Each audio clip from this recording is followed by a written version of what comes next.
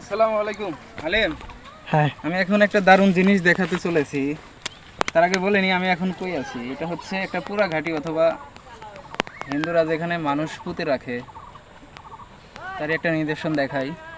এই যে দেখো, এটা কিন্তু একটা মানুষের হাড়। দেখলে আপনারা হয়তো বিশ্বাস করবেন না, এটা একটা মানুষের হাড়। এইখানে ঠিক এইখানে মানুষটাকে পুঁতে রাখছে। এই একটা হাড়, এই একটা হাড়, ঠিক এই যে দেখেন, এই মানুষটাকে এখানে পুঁতে রাখছে কত বছর আগে হয়তো জানি না। মানে বর্ষাকালে যখন মাটি ভেঙে ভেঙে বের হয় এগুলো তখন দেখা যায়, এই যে শুকনোকালে।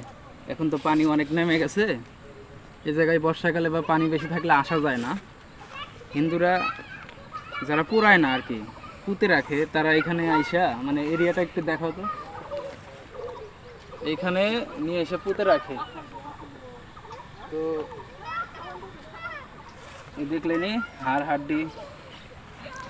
তো আমি আর একবার সুন্দর করে দেখাচ্ছি, আপনারা দেখো। শেষবারের মতো আর একবার দেখুন। এটা হচ্ছে মানুষের হাড়। অনেক বছর হয়ে গেলে মানুষের হাড়ও কিন্তু ক্ষয়ে যায়। এটা আমরা চাক্ষুষ প্রমাণ পাইলাম আজকে।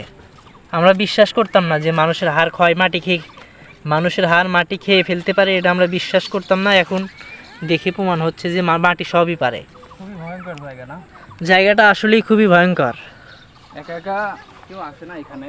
একা একা তো আসেই না কেউ, আর তো রাত্রে হলে কেউ আসতে ভয়ই পায় সবাই। এখানে এটা কি দেখো, এই যে ও তো হাঁড়ি।